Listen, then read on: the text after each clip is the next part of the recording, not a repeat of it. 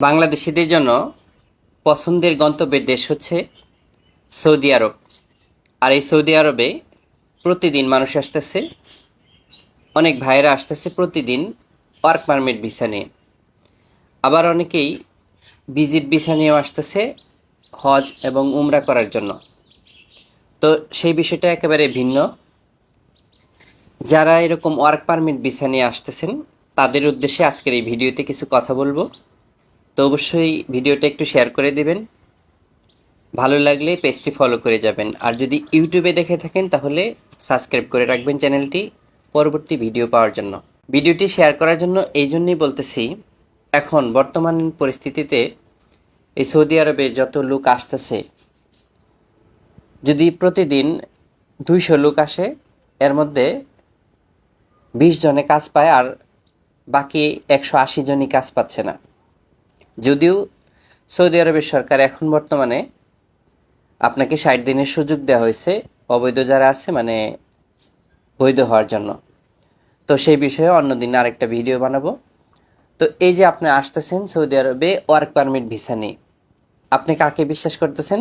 আপনার যে লোকাল দালাল আছে তার কথা অনুযায়ী আপনি সৌদি আরবে চলে আসতেছেন, অথবা সৌদি আরবে যে আপনার আত্মীয় আছে, আপনার এলাকার পরিচিত যে আছে, যিনি সবসময় সৌদি আরবে লোক নিয়ে আসে, তার কথাতে আপনি কিন্তু এই সৌদি আরবে আসতেছেন।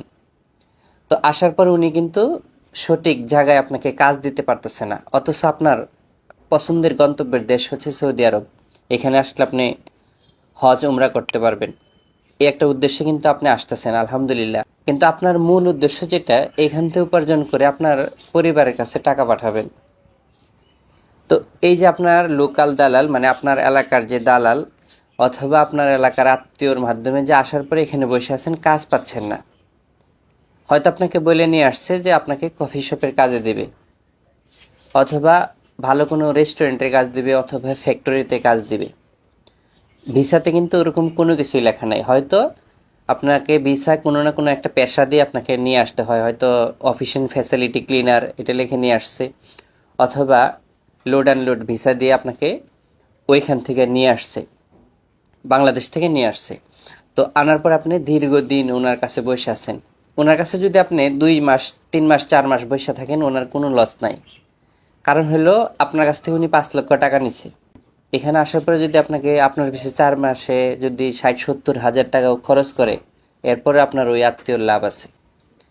তো মূল কথা হচ্ছে, যেটা আমি আপনাদেরকে বোঝাইতে চাই, সবসময় আমার ভিডিওতে আমি বলার চেষ্টা করি, যখন আপনি বাংলাদেশ থেকে সৌদি আরবের উদ্দেশ্যে আসবেন, আপনাকে প্রথমেই দেখতে হবে আপনি কোন কোম্পানিতে যাচ্ছেন। আপনাকে ভিসা কে দিল সেটা দেখার বিষয় না, ভিসা কোথা থেকে আসছে, কি কোন আত্মীয় দিছে, এটা পরের বিষয়। সর্বপ্রথম বিষয় হচ্ছে আপনাকে কোম্পানি সিলেক্ট করতে হবে। আপনি কোন কোম্পানিতে আসবেন সেটা হলো ওই ভিসাতে আছে কি না, ওই কোম্পানির ভিসা আপনাকে দিছে কিনা আপনার আত্মীয়, তাহলে আপনি আসতে পারবেন। আর যদি মনে করেন আপনি সৌদি আরবে আপনার আত্মীয়র মাধ্যমে আসবেন, আসার পরে সেই আত্মীয় যেখানে যে কাজ দিবে সেই কাজই আপনি করবেন, সেটা হলো একেবারে ভিন্ন বিষয়। তবে আপনাকে অনেক ধৈর্য ধরতে হবে, কারণ আপনাকে 3 মাসের এক কামাদা নিয়ে আসবে, এরপরে যদি কাজ না দিতে পারে তখন কিন্তু আপনার একটু ঝামেলাই হবে।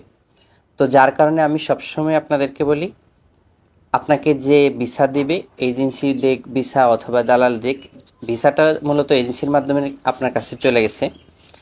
তো এই ভিসাটা আপনি যাচাই বাছাই করবেন, যে আপনার যে আত্মীয় বা দালাল আপনাকে বলছে যে সৌদি আরবের এই কোম্পানি, ধরেন আলমারা এই কোম্পানি, একটা নামি দামি কোম্পানি, তো এই কোম্পানির কথা আপনাকে বলতে পারে।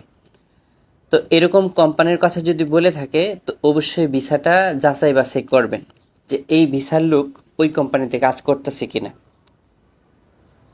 শতভাগ যাচাই বাছাই করার পরে সৌদি আরবে আসবেন। অন্যথায় বর্তমানে এখন সৌদি আরবে বেকারের সংখ্যা প্রচুর, কাজের লোকের সংখ্যা একেবারে কম, সঠিক জায়গায় সে কাজ পাচ্ছে না, বেকার বসে আছে। তো অসংখ্য মানুষ এরকম বেকার বসে আছে। তো আপনিও এসে তাদের ভাগিদার হবেন না। আমি চাই আপনি যেন সঠিক একটা ভালো কোম্পানিতে আসতে পারেন।